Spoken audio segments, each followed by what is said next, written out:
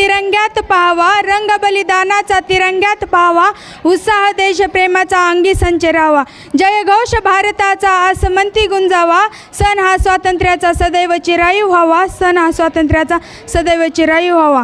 आज आपण आपल्या देशाच्या भारताच्या इतिहासातील एका महत्त्वपूर्ण दिवसाची माहिती घेणार आहोत।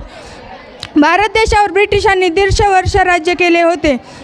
तेव्हा भारत देशातील अनेक क्रांतिकारांनी, महापुरुषांनी आपल्या प्राणाची पर्वा न करता जनतेला संघटित करून आपल्या प्राणाची आहुती दिली व अखेर 15 ऑगस्ट 1947 रोजी ब्रिटिश भारत देश सोडून निघून गेले। तेव्हा कुठे हा भारत देश स्वतंत्र झाला। आज आपण आपल्या भारतात 78वा स्वातंत्र्य दिन साजरा करत आहोत। याच दिवशी आपण ब्रिटिशांच्या जवळपास 150 वर्षाच्या गुलामगिरीच्या जोखडातून भारत मुक्त झाला आणि नागरिकांनी स्वातंत्र्याचा मोकळा श्वास घेतला। 14 ऑगस्ट 1947 रोजी मध्यरात्री ठीक 12चा ठोका वाजला आणि भारत स्वतंत्र झाला। पण भारताला स्वातंत्र्य करण्यासाठी 15 ऑगस्ट ही तारीख का निवडली गेली?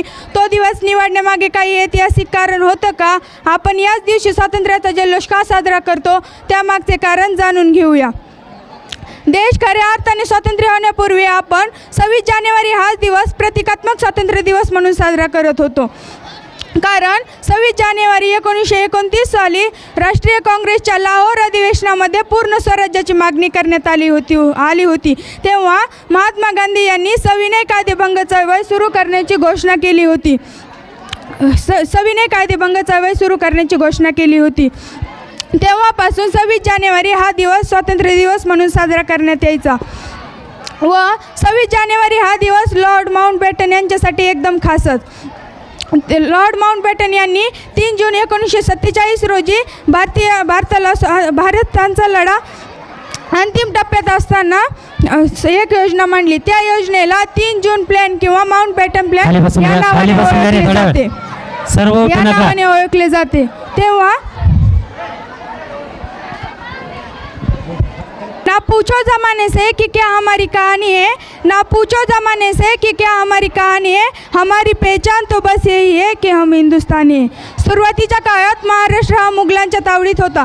तेव्हा महाराष्ट्राला मुघलांच्या तावडीतून मुक्त करण्यासाठी छत्रपती शिवाजी महाराज, छत्रपती संभाजी महाराज यांनी 18 पगड जातीतील मावळ्यांना सोबत घेऊन स्वराज्य हे मुघलांच्या तावडीतून मुक्त केले व नंतरच्या काळात भारत हा ब्रिटिशांच्या तावडीत होता।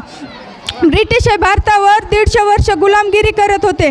तेव्हा महात्मा गांधी, नेताजी सुभाषचंद्र बोस, भगतसिंग, राजगुरू यासारख्या अनेक क्रांतिकारांनी भारत हा ब्रिटिशांच्या तावडीतून मुक्त केला व आपण त्यांचे नाव कोठे दिले हो? बिड्यांच्या पाकिटांना, सिगारेटांच्या बंडलांना। एक कवी फार सुंदर शब्दात लिहून सांगतात की आजही महाराष्ट्राच्या अस्मितेच्या नावाखाली छत्रपती शिवाजी महाराजांचे व छत्रपती संभाजी महाराजांचे व अनेक क्रांतिकारांचे नाव बिड्यांच्या पाकिटांना दिले जात आहे। पण त्यांना विरोध करायचा तरी कसा? कारण ते बिडेविके आहेत ना। पण जे पक्के विरोध करणारे असतात ना तेच पक्के बिडेविके असतात। हीच तर फार मोठी शोकांतिका आहे। आज भारताची परिस्थिती म्हणजे जर कोणी मन तोडलं की कर आत्महत्या, पेपर अवघड गेला की कर आत्महत्या, कर्ज झाले की कर आत्महत्या, नवऱ्याने त्रास दिला की कर आत्महत्या, बायकोने छळले की कर आत्महत्या। अहो झालंय तरी आजकाल काय आत्महत्या करायला? आजकालची बहुतांश मुलं, मुली, महिला, पुरुष एका छोट्याशा कारणावरून आत्महत्या करतात। काय आदर्श घेतला आपण आपल्या देशासाठी प्राण देणाऱ्या क्रांतिकारांचा? अहो एकदा एक वीर जवान शहीद झाला तेव्हा त्याचं प्रेत घरी आणण्यात आलं। तेव्हा त्यांचा 5-6 वर्षाचा मुलगा आईकडे धावत गेला आणि आईला म्हणाला की अगं आई बाबा आलेत, आता ते मला खेळायला घेऊन जाणार, फिरायला घेऊन जाणार। तेव्हा त्या आई डोळ्यातील अश्रू आवरत म्हणाली की बाळा तुझे बाबा शहीद झाले। तेव्हा तो छोटासा मुलगा म्हणतो की कोणामुळे शहीद झाले माझे बाबा? तेव्हा काय सांगायचं व त्या आईनं? सांगा ना काय सांगायचं त्या आईनं? तेव्हा ती आई म्हणते की बाळा तुझे बाबा या महाराष्ट्राच्या मातीसाठी शहीद झाले, या भारताच्या मातीसाठी शहीद झाले। एवढे बोलून मी माझे भाषण संपवते। धन्यवाद।